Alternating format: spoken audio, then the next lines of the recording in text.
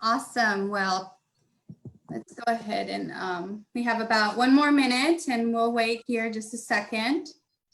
Yeah, we're good on Facebook. We're good. We're live. Okay, we're live. Awesome. So let's see. We'll give 1 more minute if people join in. It's 1:59. Like to start promptly, but let's give them 1 more minute and then we'll go ahead and get started.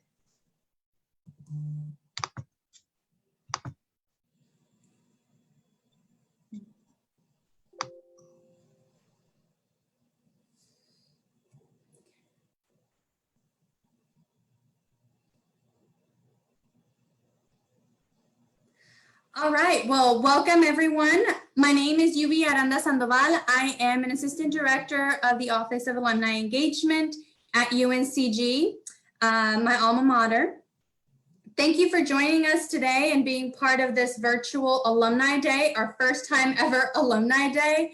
We have to, work with what we got, and this is what we had. So thank you everyone for, joining in and making this possible. So we wouldn't have an audience without you. So in this session, we will be shedding a little light on the struggles that some of our alumni and staff have overcome here at UNCG in attending UNCG as an undocumented or DACA recipient.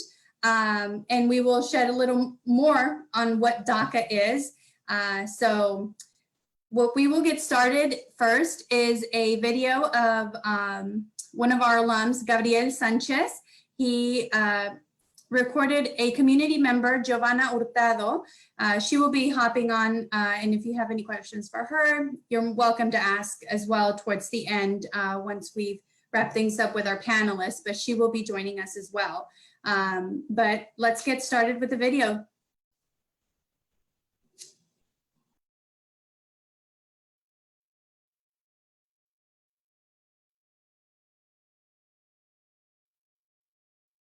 Can everyone see the video okay?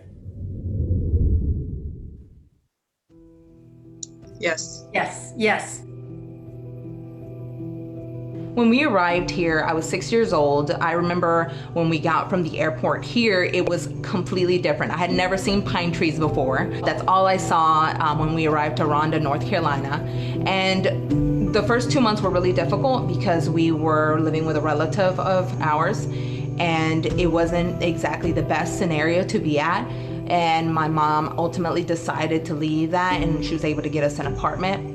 And other than that, I was blissfully unaware of the difficulties that my mom had to go through. She left my father because he was abusive, and ultimately he made her pick her child over everything that she had worked for in her entire life to be able to keep me. My father made her sign off all of her businesses to him so that she could keep me. She was fleeing from him. And in her quest to leave him, she left him for the United States and left everything behind. She does think that this was the right decision, and I am blessed that she was strong enough to make that difficult decision of leaving our entire lives behind because she loved me so much. During the time I was in high school, they were offering a health science class that you could get your CNA certification. So I was like 16 or 17, and I was playing the idea of becoming a doctor and all these grandiose things. And I was like, well, first step is get my CNA and then get my experience under the belt, until I had to do the application. And right beside my name was, what's your social security number? And I paused, and as everybody's furiously scribbling down, I just kind of stared, and I never got to complete the application because I talked to my teacher and I said, I don't have this number. I don't, and it was unfortunate because that was the first time I actually ever saw her change the way she looked at me.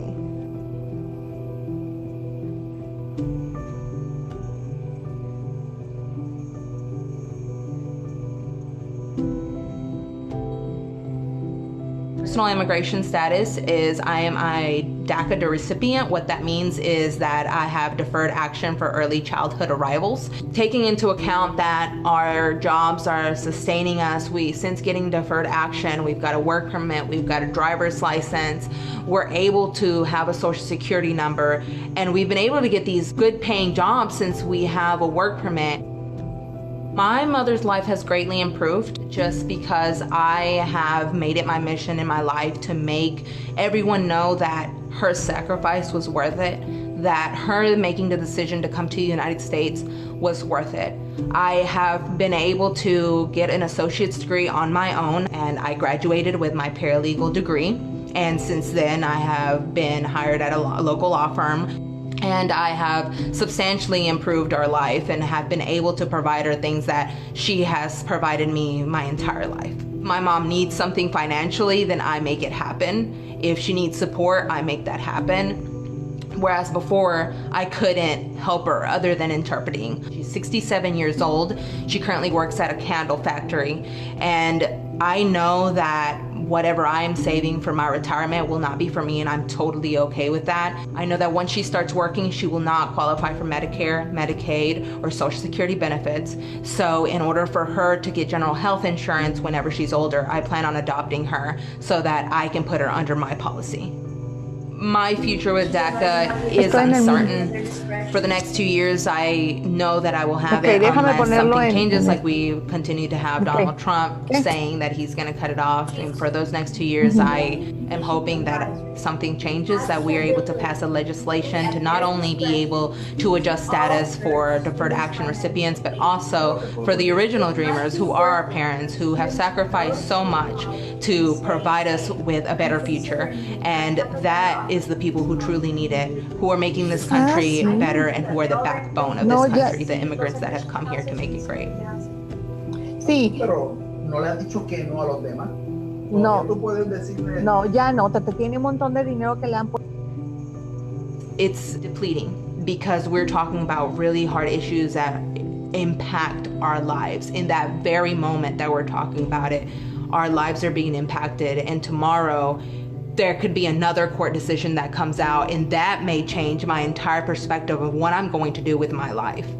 And to know that your life can change in a split moment by someone that does not know you at all is incredibly terrorizing.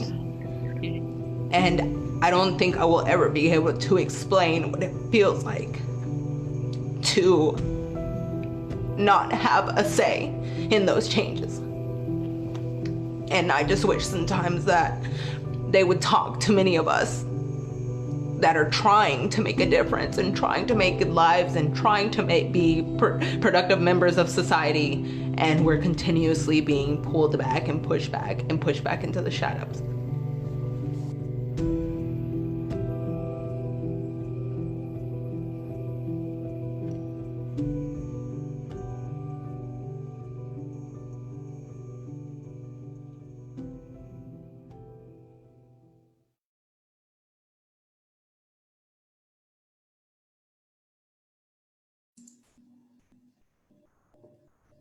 Thank you, Sam.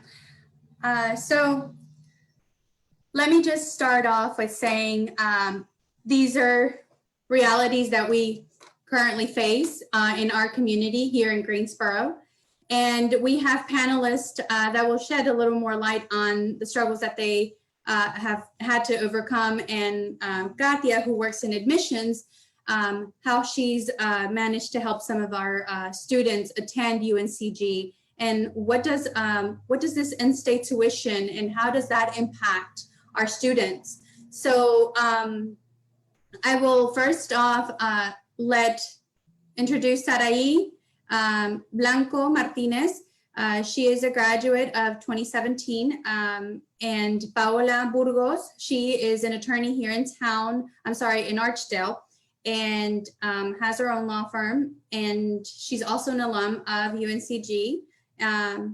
So Sarai, let's start off with you. Welcome, how are you? Tell us a little bit about yourself. Yubi, thank you.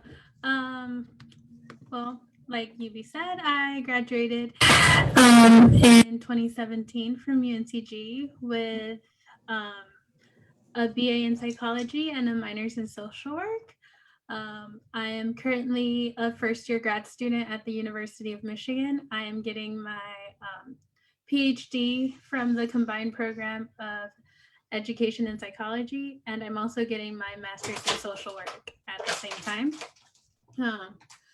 So I'm doing well. I am also a DACA recipient, and I have been since while I was at the at UNCG. So yeah. Thank you, Sarai. Paola?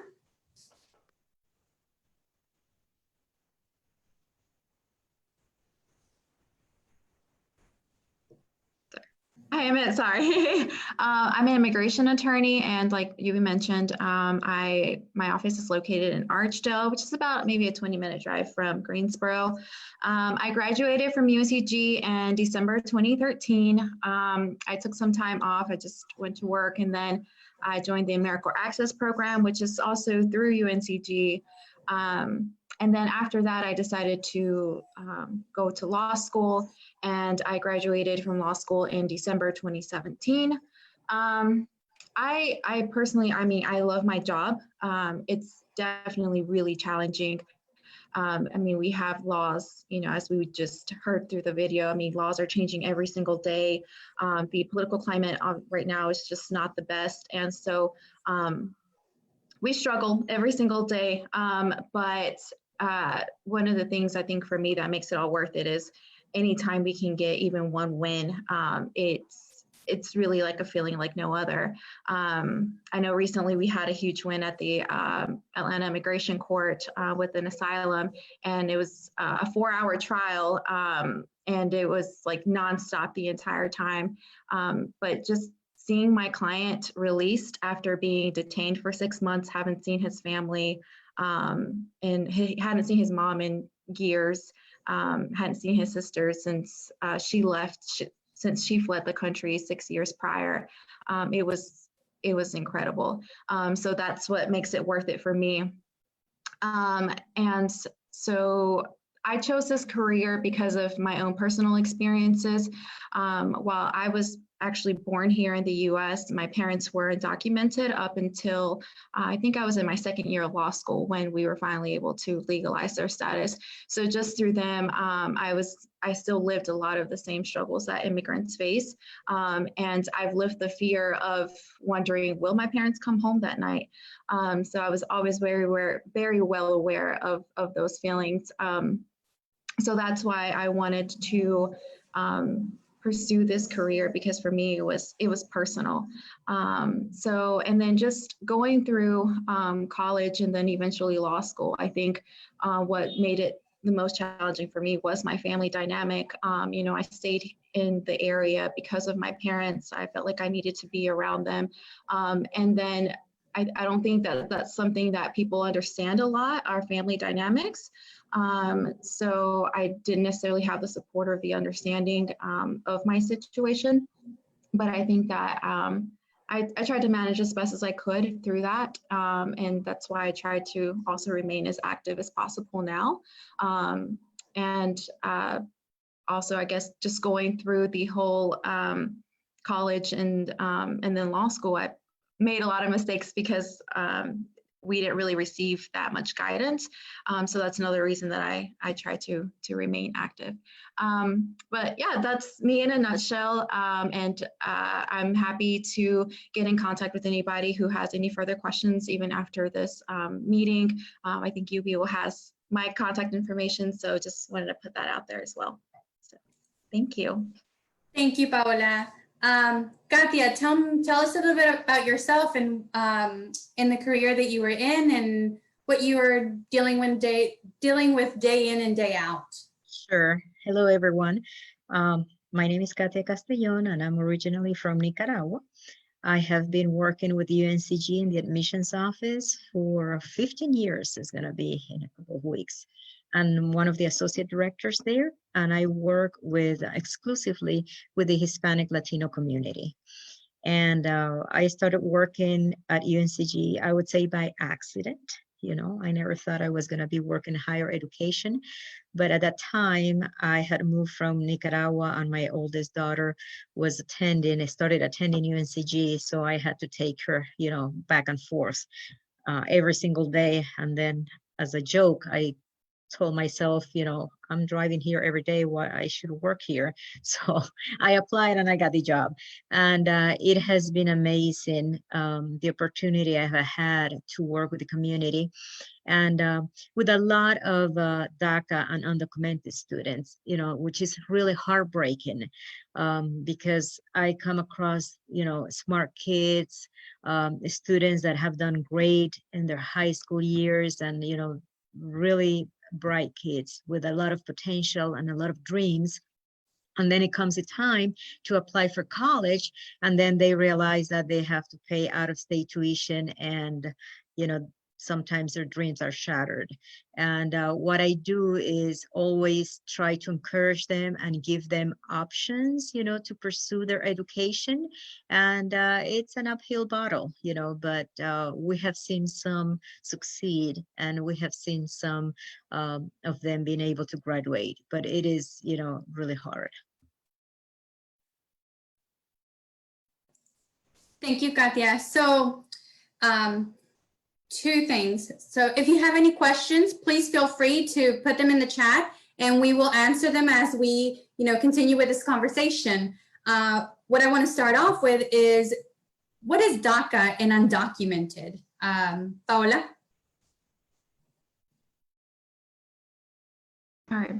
So basically, a person who is undocumented has no legal status in the United States. It's basically like they don't have a permission to be here. So if they were to be run into like immigration officers or something, like they could be put into what we call removal proceedings. So that means that they would start the process for deportation. Then there's a whole formal process that kind of goes through after that.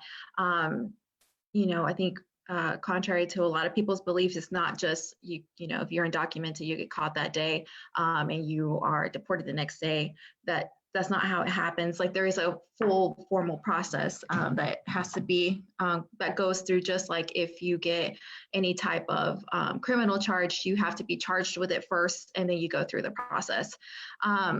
DACA, what it is, it's not a permanent legal status. So it's not something that says you are, you know, you're good to be here. But what it is just it's deferred action. So it's a special permission to be here. So you have authorization to work. You have authorization to be in the country legally. But that's something that, as was mentioned in the video, can be taken away. It's just a permission that can be revoked, honestly, at any time. With DACA, especially like with criminal charges, those are a lot more stringent than a lot of the other categories that there are. So it's, again, it's a permission to be here. It's not something that puts you on a path to citizenship per se, that's more permanent. And so that's really the main thing. And again, undocumented is someone who doesn't have a formal or a authorized legal presence inside of the country. Thank you. So DACA recipients, do they have to go through some kind of check so that they can get this permit? Yes, of course. So as I mentioned, you have to do like criminal background checks and stuff. Wanna watch this? So you have so, you know, you want to make sure you're good there. And like I said, with DACA, it's so much easier to lose than a lot of the other categories that we have. Like if you're applying for a green card, like, you know, there's some leeway there as far as like criminal stuff. And I don't want it to sound like scary or anything like that. It's just, you know, any charge can happen. But with DACA especially, it's so difficult once there is any type of criminal activity there, and that could be something like a DWI or something like that, or, you know, just things that really can happen to anyone. So yeah, there's definitely those type of checks. You have to do biometrics, so the government, they check you out, and trust me, they get everything. So yeah, there's a very intensive background check and stuff for that program. Thank you. I do remember going through that strenuous procedure, and they have everything from my, history, criminal history, to my fingerprints, where I lived. So yeah, they have absolutely everything.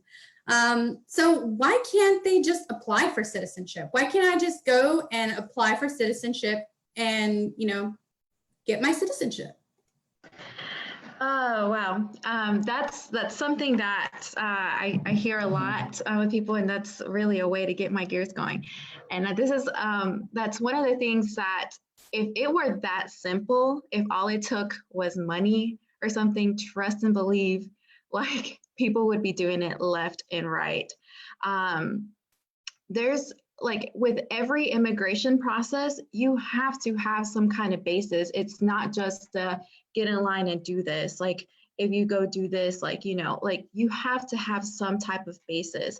A lot of times that can happen through families, but even then, like, for example, one of the things that breaks my heart all the time is even parents who have children that were born here in the US, and they can't apply for it, because even then we have specific requirements that have to be met. Like, we still, we have laws, like, there, and a lot of times it's, we're trying to fit these squares inside of a circle, or, so there's specific things that have to be followed with their regulations. So there's nothing that says, like, oh, just go apply for citizenship. And even then, like, again, like, DACA right now is not something that will lead you towards a path of citizenship.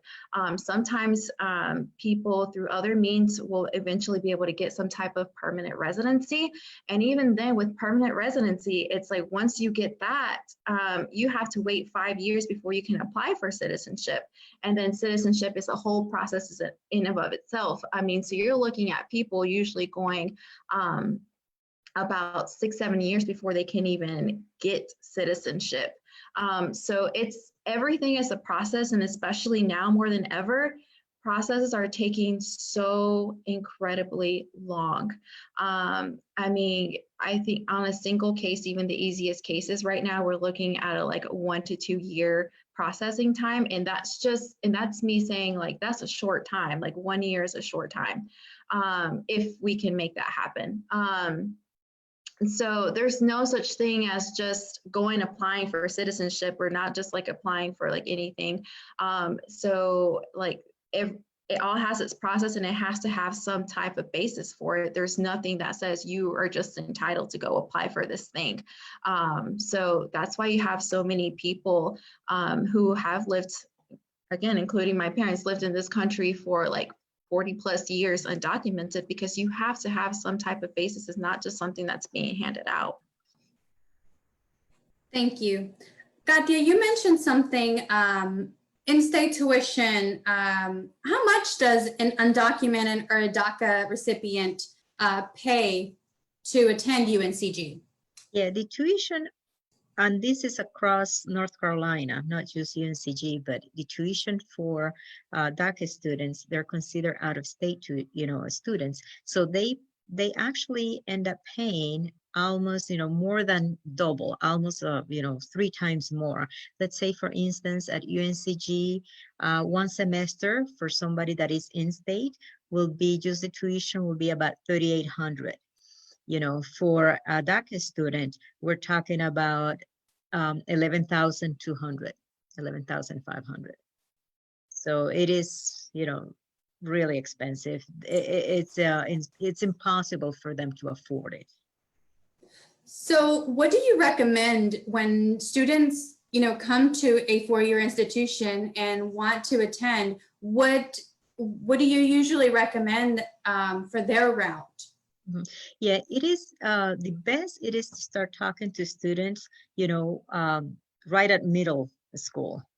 when they're getting ready to start their high school years, because if they are very, you know, high achievers, they would qualify, you know, for early college, and that will be their best route, you know, do early college. So by the time they finish their high school, they can have, you know, their associate's degree.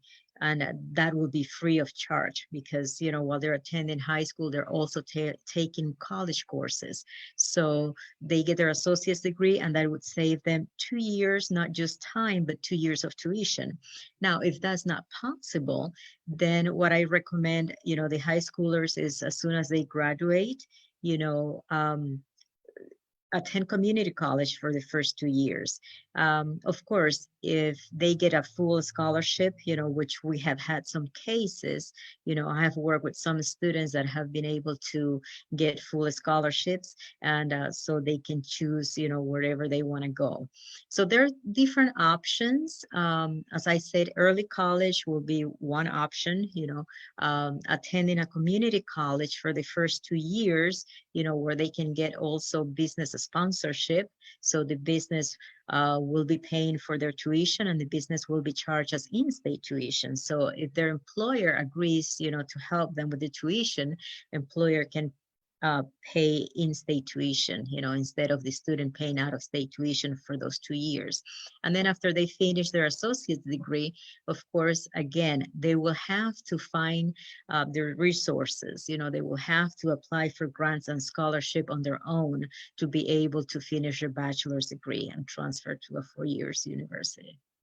There are other options, you know, if they're adults, you know, students like Guilford College, they have an adult program for students who are 24 years old or older, you know, and they have a flat fee for adult students, which is almost like $5,000 a semester, which is really not bad at all. It's a little bit more than in-state tuition, but a lot less than out-of-state tuition.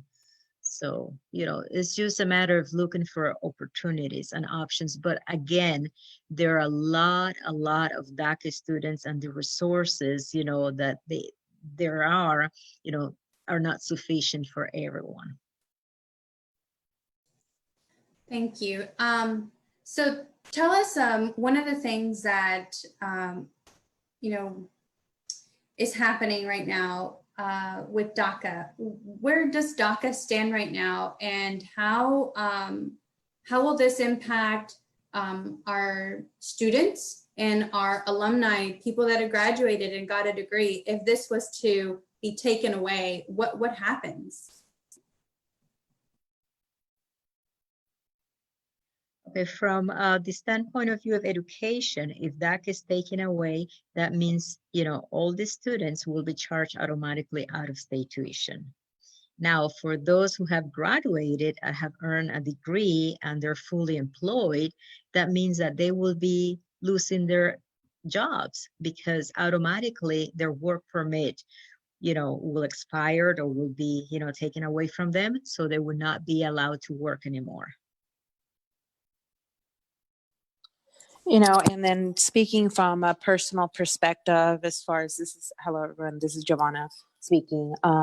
Just speaking from a personal perspective, thinking about that, I'm currently in North Carolina certified paralegal at a law firm, and I've often thought a lot of people were saying that we could receive the Supreme Court's ruling in June, and so then we have this whole virus situation going on. And while those efforts have seemed to be delayed, and it doesn't seem like the Supreme Court won't rule on it, but we don't know for sure, is a fear. Is like what's going to happen with a virus, a pandemic that's happening, but also if all of these DACA students or DACA recipients, including myself, phase out of DACA, what's going to happen at that point?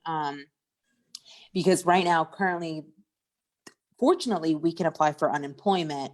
If we do phase out, then we don't have those benefits. So then you have a whole set of people out here without a means to work or receive funds or anything in a virus, or no longer have general health insurance, some of the most basic necessities.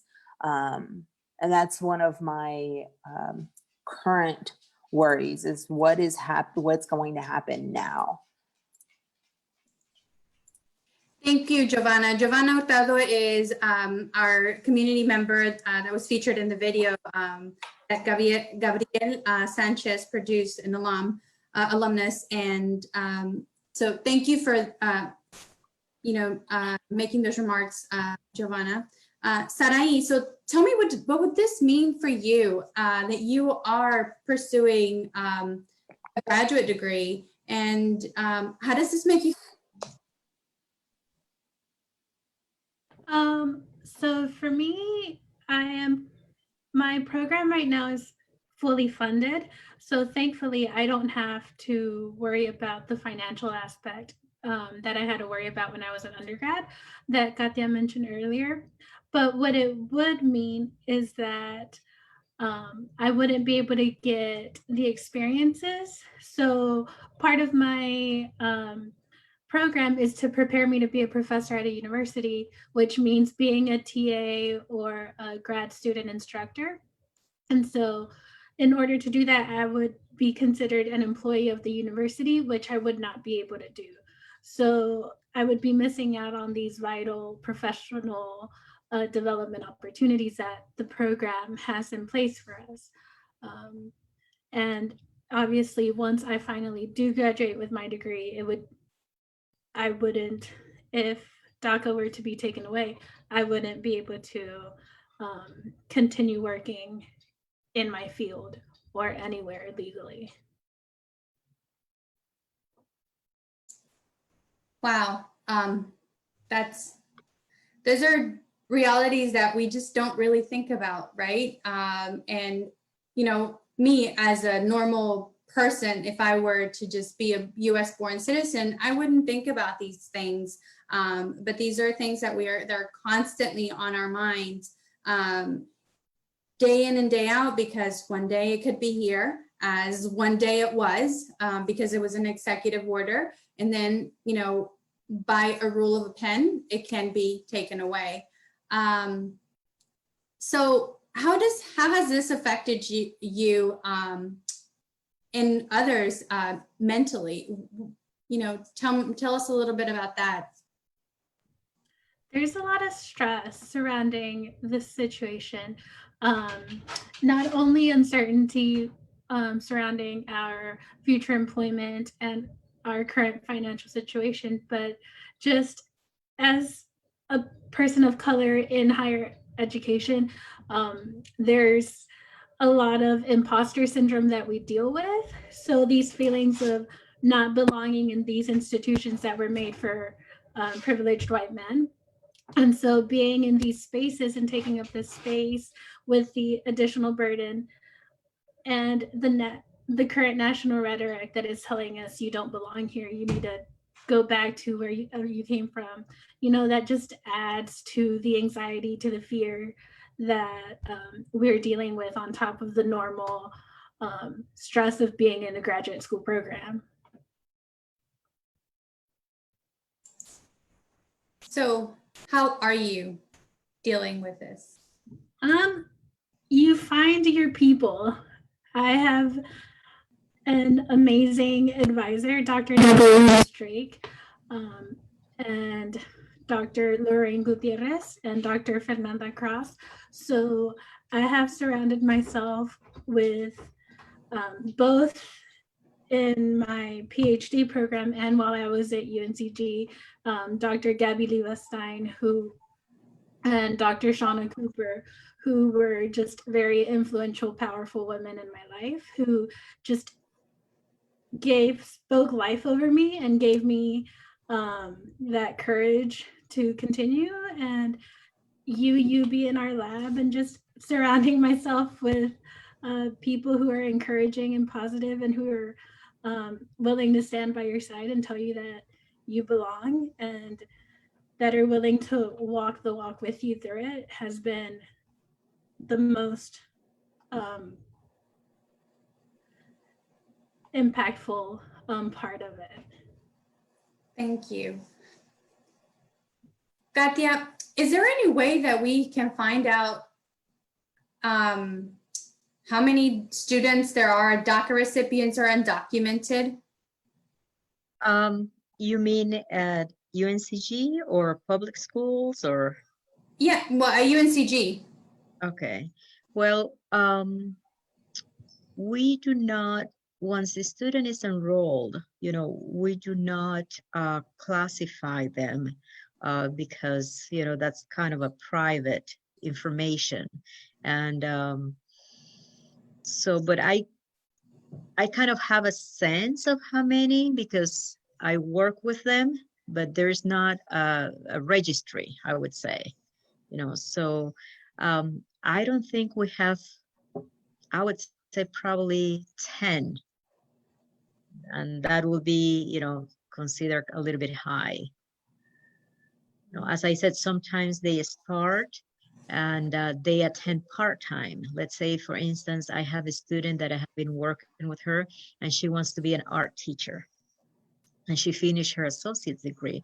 But when she would transfer to UNCG, that particular program is a full-time program, which she cannot afford. So she saved up some money and she started at UNCG taking 2 classes. But as I said, this particular program, it's classes, they go in block. So if she doesn't take the full, amount of courses for fall, then she cannot move to spring. So, she's kind of falling behind, every single year. So that's kind of the situation for some of them. They attend part-time. So it's taking them a long time, to advance on their studies. And the ones that we have attending as full-time is because they have had some kind of a scholarship that they have found on their own. So, but there are very few, and they're not as open, they don't feel free to disclose, their status. Because they don't want to be singled out, or they don't want to be, look up different than the rest of the students. So, but there are not that many applications. We get a lot of them.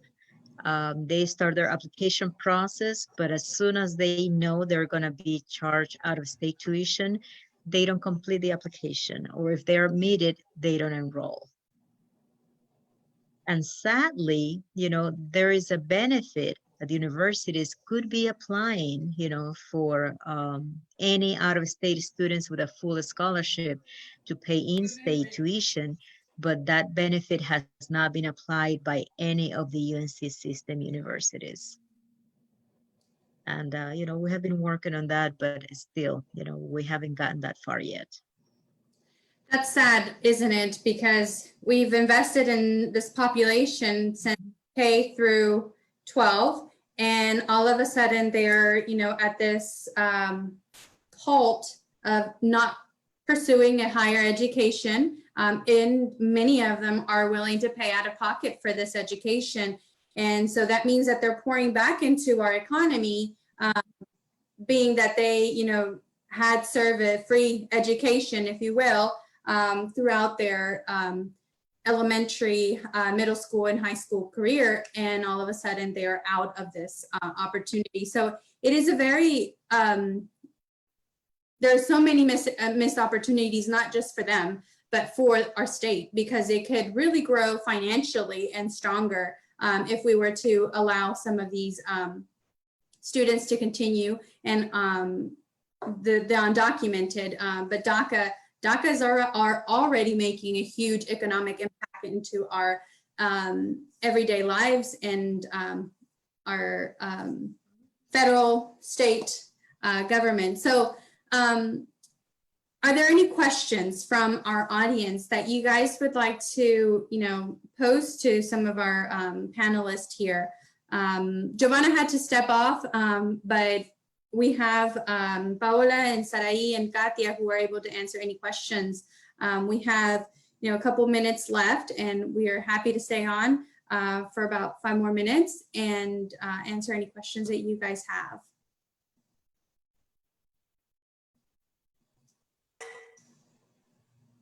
I have a question. I'm sorry, I'm trying to get my thoughts together on it. So I've done a little bit of research on DACA, and I saw that in some states, like South Carolina, I believe was one of them, that people that are undocumented aren't even allowed to attend university. And then I've seen some other states where they are eligible for different kinds of financial aid, or in some states even offer in-state tuition.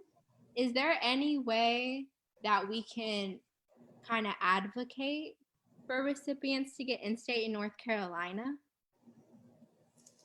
Thank you, Natalie, for that question. I will let Katia answer it. I have, a lot of knowledge behind it, but I think Katia has, the same amount that I do, or maybe a little more. So Katia, I'll take it away. Yes. Well, this has been a battle that has been fought for many, many years in North Carolina. There is Hispanic Latino organizations that have been requesting and fighting for in-state tuition in North Carolina. And sometimes, we have seen some of the bills, but they never get approved, or they just sit there. So, we just have to continue doing it. And I think that the more that we do it, we need to reach out to more people, and as many people are becoming aware of the situation, hopefully, they can become allies, for this. And I think that we also need to do something at UNCG. I wish that, all the alums and all the faculty and all the staff, could come together and find a way to help the students, in our campus as well. Thank you. So yeah, currently there are 20 states in the nation that allow DACA recipients and undocumented students to continue with their education. Correct me, anyone, if I'm wrong, but they're able to attend college. Some of the states allow them to apply for financial aid. North Carolina isn't one of them. We have been, advocating for in-state tuition since I was in high school, which was like 2000, was when I first heard about bills being presented. It is a continuing, subject and battle that we would like, one day for our students to be able to attend, and our community to get a higher education. But it does take a lot of work. There continues to be a lot of conversation, in Raleigh. So we are just hoping that more people become allies to this movement on in-state tuition, and we can move forward. And one thing that is worth mentioning is the fact that I know there is a lot of opposition, and that's the reason why it has not been approved here in North Carolina. But one thing that is worth mentioning is the fact that DACA students, they are working, they're paying the same taxes that U.S. citizens and permanent residents and any other, student that is eligible for in-state tuition, are. So I don't understand the reasoning behind it, if not politically, because they should be, getting the same benefits that any other student or any other citizen paying their taxes, I have Sierra Marble who asked, can you speak about community resources available to students or DACA individuals in the community?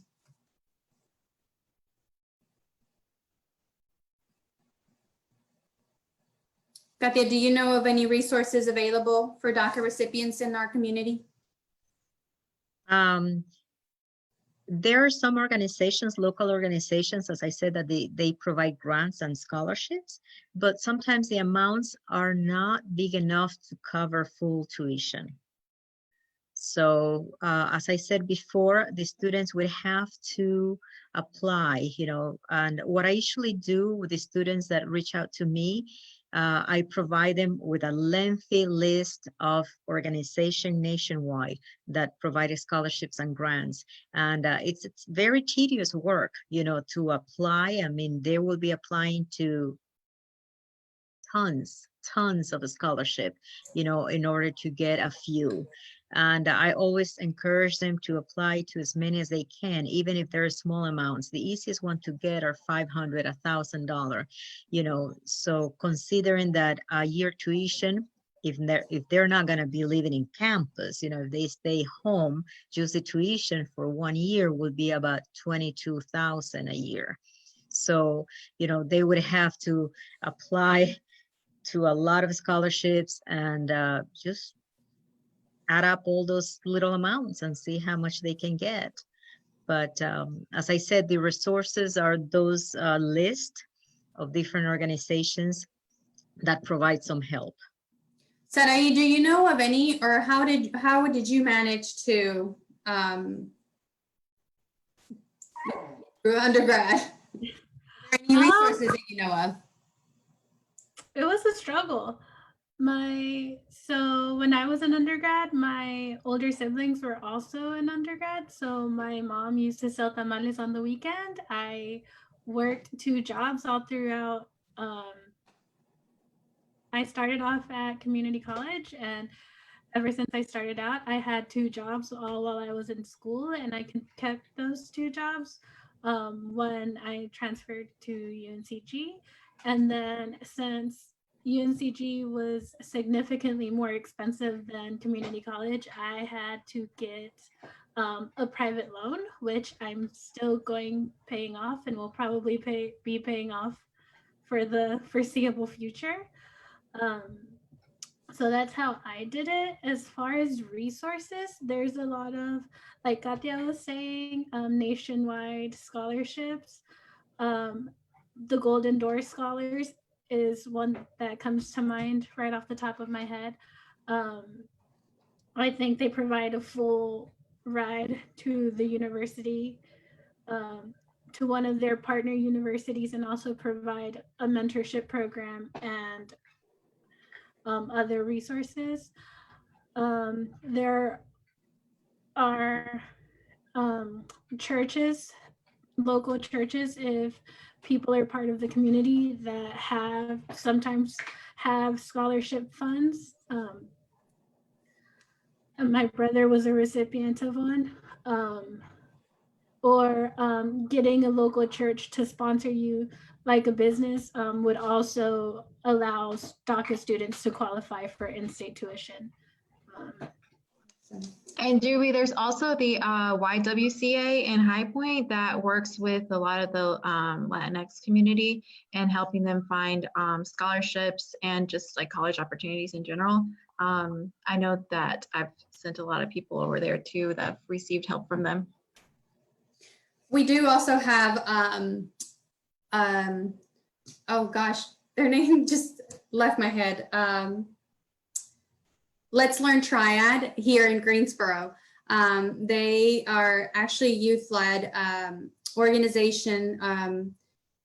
College students from Guilford College are the ones that are in this organization, and they have resources as well. So if there is anyone, you can reach out to YWCA in High Point or the Let's Learn Triad in here in Greensboro. And of course, there's also the Latino Community Coalition, which we also have resources available. This actually concludes our session. Thank you everyone for tuning in and being part of our conversation. If you have any questions for us, please shoot us an email at the alumni email or myself. You can find my information online at alumni.uncg.edu. And stay tuned for other sessions that we have coming up. I thank you, Katia, Sarai, and Paola for joining us. I appreciate your time. And thank you to Gabriel Sánchez for allowing us to stream his video. We are very thankful. You guys have a great afternoon. Thanks, UB. Bye. Thank Thank you. you. Bye-bye.